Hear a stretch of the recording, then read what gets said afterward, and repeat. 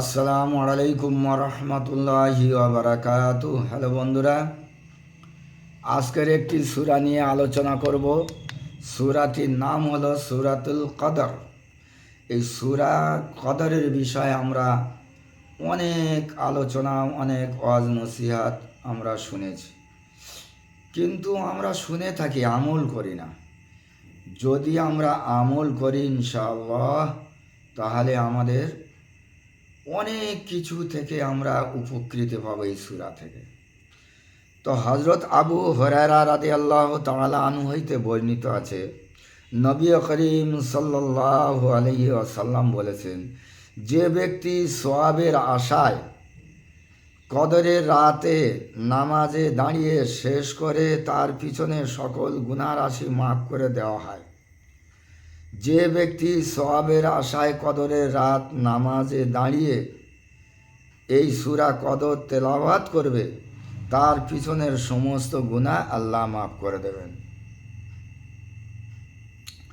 বুখারী শরীফের হাদিস। দ্বিতীয় রমজান মাসের 27 তারিখে রাত্রিকে শবে কদর বলা হয়।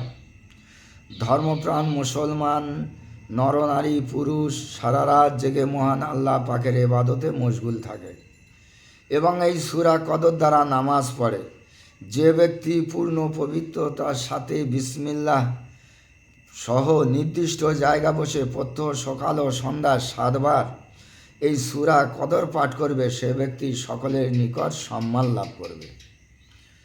যদি ফজরের নামাজ বাদে বিসমিল্লাহ সহ 7 বার এই সূরা কদর যদি সে তেলাওয়াত করে, তাহলে সকল মানুষের কাছে সে প্রিয় এবং সম্মানিত হবে।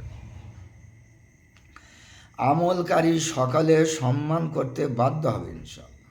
যদি এই আমলটা করে, তো এই আমলকারীর প্রতি সকল মানুষ তার প্রতি শ্রদ্ধাশীল হবে এবং তাকে সম্মান করবে এবং আল্লাহ পাক তাকে সম্মান বাড়িয়ে দেবেন।